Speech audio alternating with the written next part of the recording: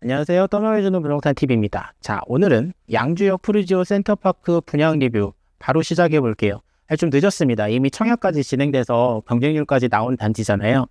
제가 좀 게으름을 피웠고, 그런 만큼 바로 한번 보겠습니다. 그런데 하나 말씀드릴 게 제가 굳이 이곳을 왜 선택했냐 이렇게 물어보실 수도 있는데 저는 좀 많은 분들이 접근할 수 있을 만한 가격대의 수도권 단지를 좀 중점적으로 봐요. 아무래도 가장 많이 관심이 있을 만한 곳이고, 뭐 아주 비싼 곳들은 사실 제가 굳이 안 해드려도 더 많은 분들이 알아서 하실 거라고 생각하는데, 오히려 이런 곳들에 관심이 많고 궁금하실 게 많을 것 같아서 하는 겁니다. 그래서 그런 취지로 양주역 푸르지오 센터파크 한번 해볼게요.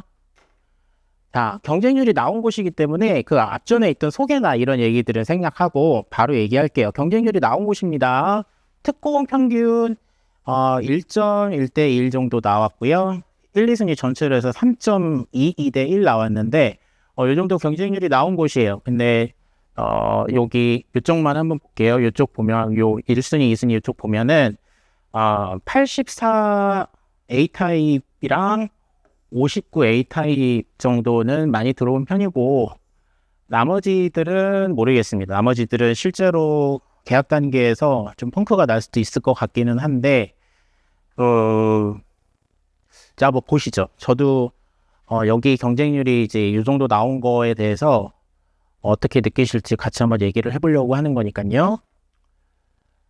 분양가는 이렇습니다. 59 타입으로 했을 때 한 25평 정도 되는 거죠. 이랬을 때 3억대 중후반, 그리고 84 타입으로는 5억대 중반 정도 나옵니다. 여기 이 액면가랑 발코니 확장까지는 사실 이제 합쳐서 봐야 되는 금액인 거고, 그 외에 옵션가들은 제가 가격을 넣지 않은 거기 때문에 옵션 추가가 되면 이제 가격이 더 올라가겠죠. 근데 뭐 옵션을 뭐 아예 안 넣을 수는 없으니까 가격은 여기 적어드린 가격이 무조건 올라간다, 이렇게 보시면 될 것 같아요. 필수 옵션이라고 해서 뭐 시스템 에어컨부터 시작해서 중문 같은 것도 많이 하고 주방 쪽도 옵션 많이 하잖아요. 그러면 사실 실제로 느껴지는 분양가는 여기 적어드린 것보다는 체감가가 좀 올라갈 것 같습니다. 자, 그래서 9평 기준으로는 5억 중반 이상이라는 거 한번 체크하고 가볼게요. 자, 그러면 이 금액으로 어딜 볼 수 있느냐? 자, 여기 볼게요. 여기 양주 회천신도시티 애트레 센트럴시티. 이름 기네요. 여기가 덕계거든요. 이거 넘어갔네요. 다시. 자, 여기가 덕계인데 덕계도 1호선이죠. 그리고 여기도 역세권 단지예요. 근데 지금 가격을 보면 그리고 여기도 22년 2월, 여기도 신축이란 말이에요. 근데 지금 여기도 9평, 33평, 34평 요거 기준으로 5억 4,300, 5억 4,500. 8월 달에 5억 2,500, 4월 달에 4억 9,500 이랬어요.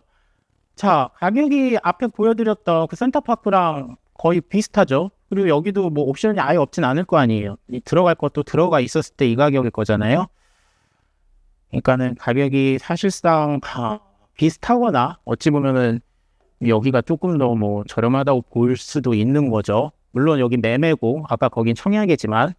자, 그러면 이번에 옥정 볼게요. 옥정은 비교를 했었을 때 여기도 옥정 중앙역 중흥S 클래스 센터실 3블록, 여기도 2022년 신축이라서 제가 가져왔고요.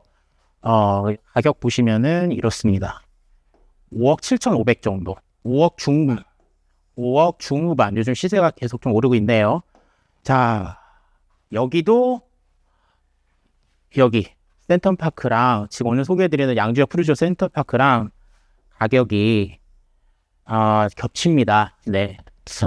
요거는 조금 시사하는 바가 있는 것 같은데 일단 계속 보겠습니다. 자, 그래서 결국은 이 양주역 푸르지오 센터파크는 양주 역세권이란 말이에요. 그죠? 양주 역세권. 그럼 양주 역세권에 대해서 기대를 하고 정확히 양주 역세권 개발이죠. 이 양주 역세권 개발에 어떤 기대감이 있는 거다라고 이제 생각을 해야 되는데, 이 양주 역세권 제가 조금 봤거든요. 근데 일단은 아파트 부지는 요렇게 뭐 요쯤 여기, 그다음에 여기, 요거는 아마 주상복합인 것 같아요. 이 정도가 답니다. 네. 그리고 지금 센터파크가 여기인 거잖아요. 네.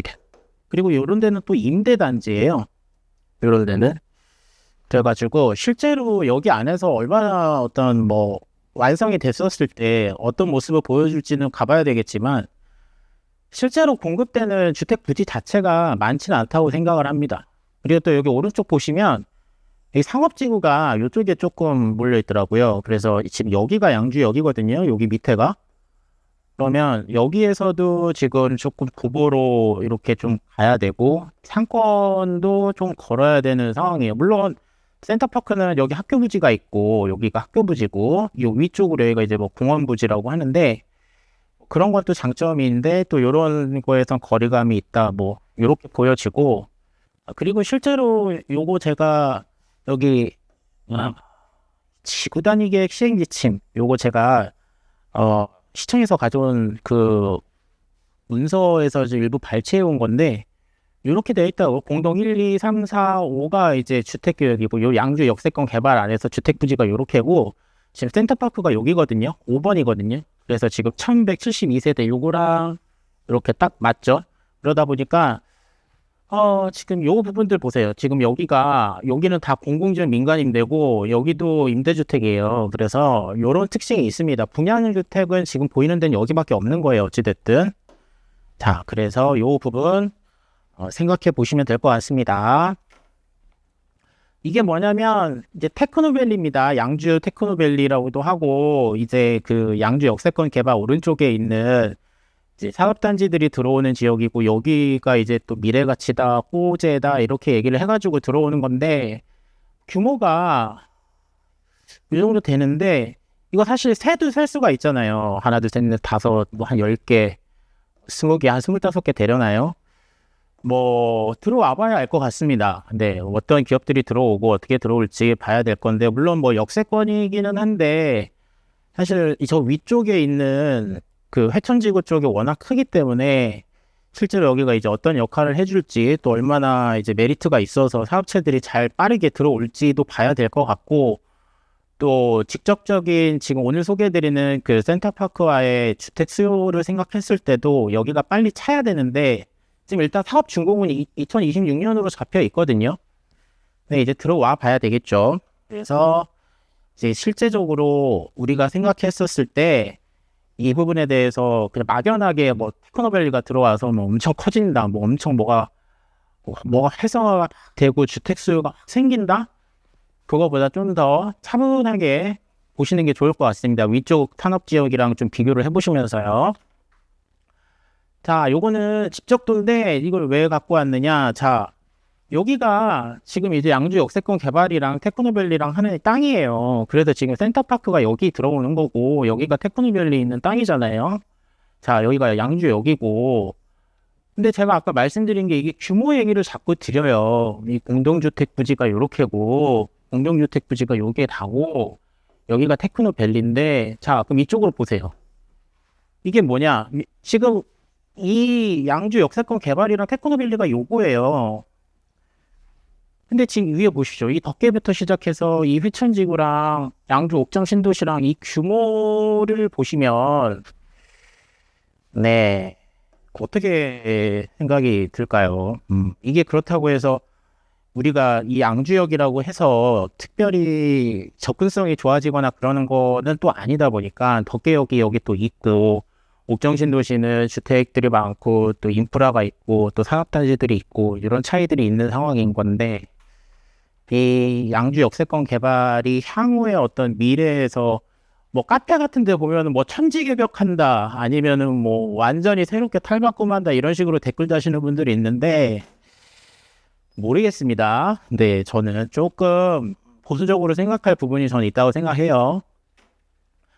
자, 그러면 양주역 봅시다. 자, 양주역 프루지오 센터파크 제가 이렇게 가생이를 잡았을 때 대략 9분, 10분 정도 걸어서 10분 정도 나올 거고 이건 역세권이라기보다는 도보권이에요. 정확히 얘기하면 도보권인데 나쁘다는 건 아닙니다. 나쁘다는 건 아니고 또 아까 말씀드렸다시피 공원이 있고 학교 부지가 있기 때문에 여기가 학교가 2025년 3월 개학으로 하는 걸로 제가 봤어요. 그러니까 초등학교 문제도 이제 해결이 되는 거고 주변에 공원이 있기 때문에 그런 건 분명히 장점이에요. 근데 양주역을 뭐 아주 뭐 단지 앞에서 누리는 그런 건 아니고, 또 무엇보다 이쪽 지역의 특징이 지금 현재 중학교랑 고등학교가 없습니다. 양주로 올라가야 돼요.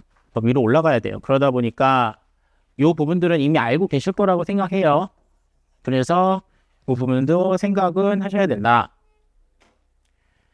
자, 이 홈페이지 보니까 GTX-C 양주역 뭐 계획 이렇게 써놨다는데, 이게 뭐뭐가 있고 여기다 이렇게 계획 있잖아요. 그러면 이렇게 생각하세요. 언제 될지 모른다. 언제 될지. 이게 맞습니다. 제가 지금 죄송해요. 지금 너무 글자가 이쁘지가 않은데, 그냥 그렇게 생각하시면 될 것 같습니다. 뭐 예정이라고 써 있으면은 그나마 네, 될 확률이라든지 진행되는 게 있는 거고, 계획은 그냥 얘기가 나왔다 이 정도로만 보면 되거든요. 근데 지금 여기 양주역 보면은 GTX, C, 뭐 노선, 계획 이렇게 되어 있거든요. 이런 거 좀 안 썼으면 좋겠어요. 좀 뭐 알긴 알겠는데 굳이 이렇게 해가지고. 네, 아무튼 팩트만 말씀드릴게요. 지금 오피셜은 여기입니다. 2028년 개통 예정인 GTX-C 공사 구간은 여기에요. 덕정, 의정부, 창동, 방언대로 이어져요. 이 사이에 뭐 덕계도 있는 거고, 이 사이에 뭐 지금 오늘 말씀드렸던 양주들이 있는 건데, 여기는 그냥 일반 1호선이에요. GTX-C랑은 노선 자체가 완전히 다른 거예요. 그래서 양주에서 GTX-C를 타기 위해서는 양주에서 의정부역까지 온 다음에 1호선을 타고, 그리고 의정부에서 GTX-C를 갈아타야 되는 겁니다. 이건 명확히 알고 계셔야 돼요. 이거 조금 하면서 보셨던 분들 약간 착각하는 분이 계셔가지고 제가 좀 충격을 받았는데, 이거 정확히 아셔야 됩니다. 그리고 GTX-C 양주역 정차와 관련된 얘기는 이게 마지막입니다. 제가 다 찾아봤는데 2023년 10월 이게 마지막 뉴스 기사예요. 테크노밸리 등 주요 사업 추진 중 양주 지역 발전 위해 GTX-C 양주역 정차 필수라고 양주시장이 얘기를 한 거고, 이거를 그 당시 원희룡 장관한테, 국토부 장관한테 건의했다가 마지막이에요. 건의했다. 자, 그런데 지금 홈페이지에서는 뭐 계획이다 이러는데, 네, 요거는 명확히 생각을 하십시오. 여러분들이 이런 거 다 구분하실 거라고 당연히 믿고 있지만 한 번 더 말씀드립니다. 그래서 GTX-C 경기 북부권은 덕정, 의정부에서만 이용할 수 있다. 지금 현재는 지금 예정되어 있고 지금 공사 중인 건요. 이거 다 알고 계시죠? 네, 넘어갈게요. 자, 그래서 짧게 내보면 제가 솔직히 좀 안 좋게 얘기를 했는데, 왜 그러냐면 비싸요. 근데 제가 그냥 단순히 비싸다라는 게 뭐냐면, 이렇게 얘기할 수 있는 게 뭐냐면, 공사비가 올라가서 아파트 단지들 가격이 올라가는 건 전국적인 형상이라서 이해가 됩니다. 그런데 주변 지역을 감안을 해야죠. 주변 시세를 감안을 해야죠.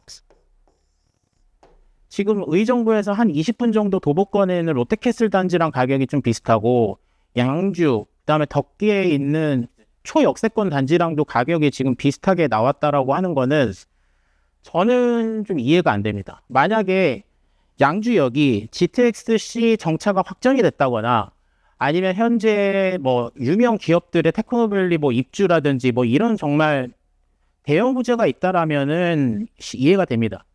그런데 지금 현재 상황에서 아무리 뭐 예정상 뭐 역세권 개발이 있고 뭐 테크노밸리가 있다고 하더라도, 그걸 생각하더라도 공사비가 높아져서 마진율이랑 관계없이 어떤 뭐 전반적인 내용이 좀, 그러니까 분양가 자체 액면가가 올라가야 된다는 거는 당연히 이해는 하지만 주변 시세를 너무 고려하지 않은 가격이 아닌가 싶었어요. 저는 처음에 봤었을 때.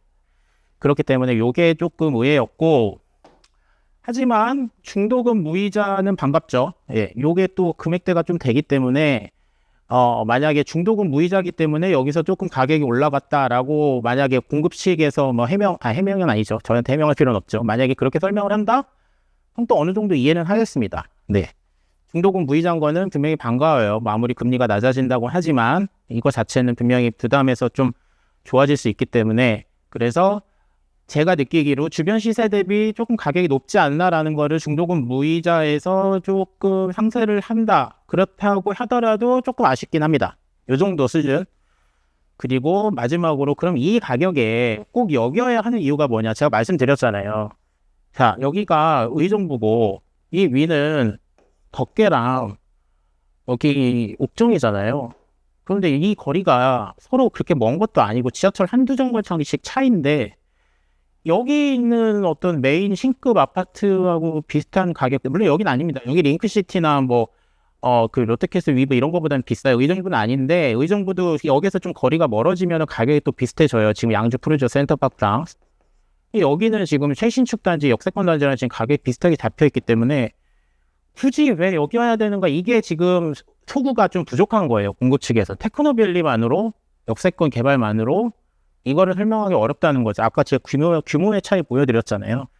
그래서 지금 요 부분은 있는데 다만 여기에 대해서 양주 이 부분에 제가 아까 그 세부 입지 공원이라든지 초등학교가 바로 앞에 있고 또 푸르지오 브랜드를 좋아하고 또 양주 테크노밸리의 어떤 미래 가치를 그래도 더 크게 본다고 생각하시고 역세권 개발이나 또 1호선을 그래도 도보권으로 이용할 수 있고 또 실제로 의정부 쪽은 의정부역이나 가능동이나 이쪽 녹양역이나 이쪽이 역세권 단지가 별로 그렇게 많지는 않아요, 실제로. 그렇기 때문에 그런 것까지 감안해서 그렇다고 저기 위까지 회천 신도시까지 올라가고 싶지는 않고 이 정도가 좋다. 그리고 뭐 특별히 이 지역이 좋다. 뭐 이런 이유가 있다라면은 뭐 나쁘지는 않을 것 같습니다. 다만 요 마지막 꼭 여겨야 하는 거에 대한 어떤 객관적인 의문은 있고 다만 마지막으로 정리를 하자면 아까 그 경쟁률이 나왔잖아요. 청약 경쟁률이. 근데 인기 타입인 5구 타입이나 84 타입, 일반 판상형 타입들이 나름대로 좋은 결과를 보여줬기 때문에 마지막까지 어떤 청약 결과 그리고 계약 결과까지는 봐야 될 것 같고요. 계약 결과 이후에 이제 카페 같은 데서 이제 나오겠죠. 예비 청약자 몇 번, 그 다음에 이제 선착순 분양 관련돼서도 아니면은 이제 추가 모집 관련돼서도 이제 공급 측에서 얘기가 나오면 그때 보면은 실질적인 얘기를 볼 수 있을 것 같습니다. 이탈률이 많을 것 같으냐? 네, 좀 있을 것 같습니다. 투자 목적으로 들어오신 분들이 많은 것 같아요. 기타 지역도 그렇고 이순위도 그렇고. 근데 만약에 고층 당첨되면은 내가 투자를 하고 저층은 버리겠다. 이런 분들이 많다면 생각보다 이탈률이 나올 수 있을 것 같고 그거는 한번 봐야 될 것 같습니다. 자, 어찌됐든 이런 거 이런 특징이 있었던 곳이었고, 자, 이렇게 해가지고 오늘 양주역 푸르지오 센터파크 간단하게 정리해봤고요. 다양한 의견이 있을 수 있고, 이거는 제가 개인적으로 생각하는 부분들이기 때문에 참고용입니다. 다시 한번 말씀드리지만, 자, 여기까지 내용 마무리 짓고 다음번에도 유익한 내용으로 돌아오겠습니다. 구독과 좋아요도 부탁드립니다. 감사합니다.